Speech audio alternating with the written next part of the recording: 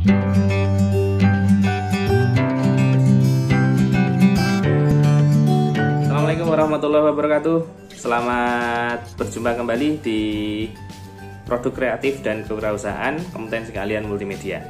Pada kesempatan kali ini kita akan membahas tentang proses produksi massal. Apa itu proses produksi massal?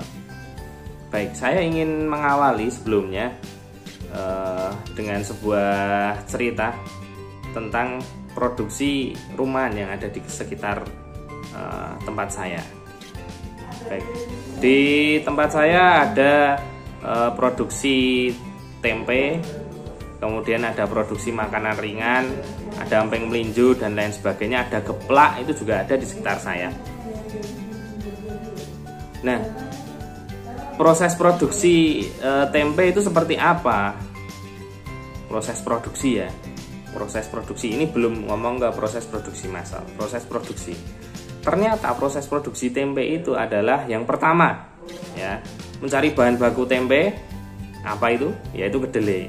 Kemudian juga yang kedua nyari sporanya atau istilahnya raginya ya, ragi tempenya. Kemudian mencari bahan-bahan yang lain, misalnya pembungkusnya dari daun dan lain sebagainya. Itu yang kemudian diproses sedemikian rupa sehingga menjadi sebuah produk.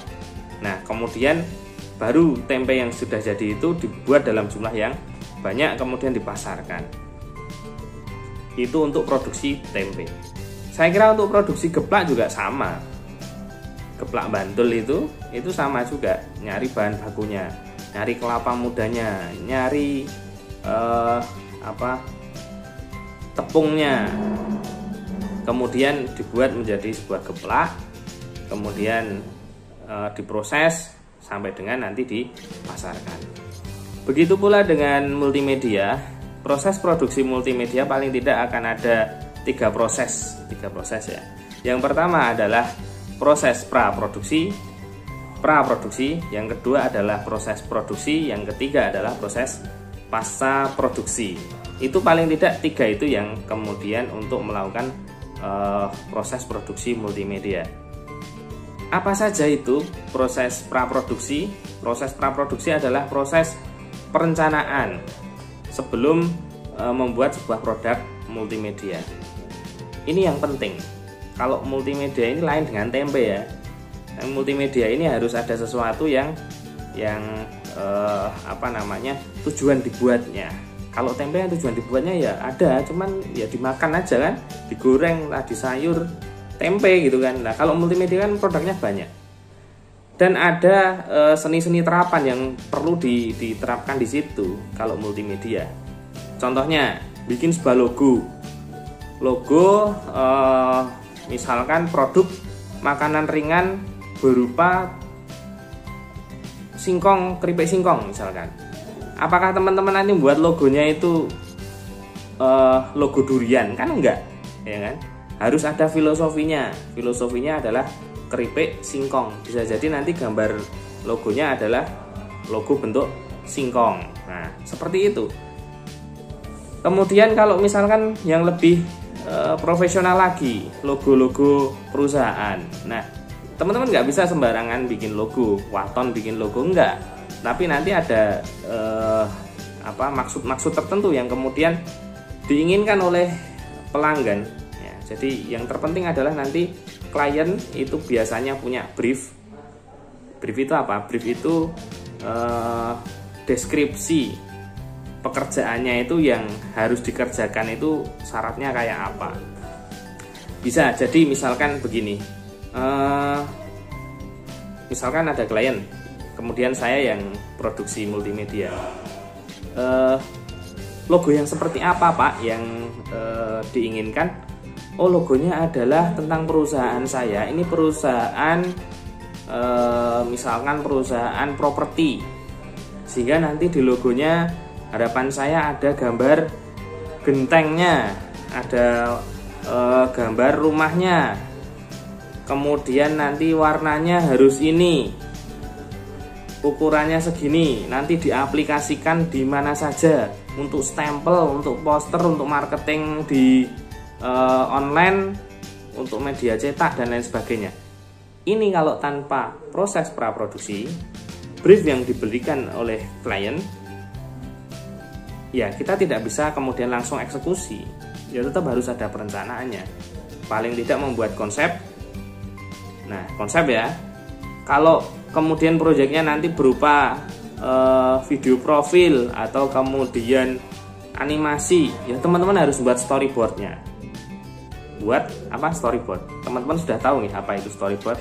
Nah, perencanaan komplit, mulai dari pengumpulan bahan, ya perencanaan pengumpulan bahan.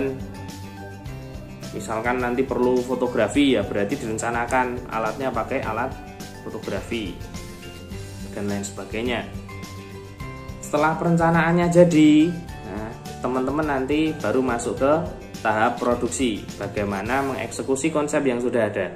Nah, proses produksinya pun berbeda dengan buat tempe. Kalau buat tempe itu kan gampang ya, gampang opo, rong tahun jajal kok ngomong gampang ya kan.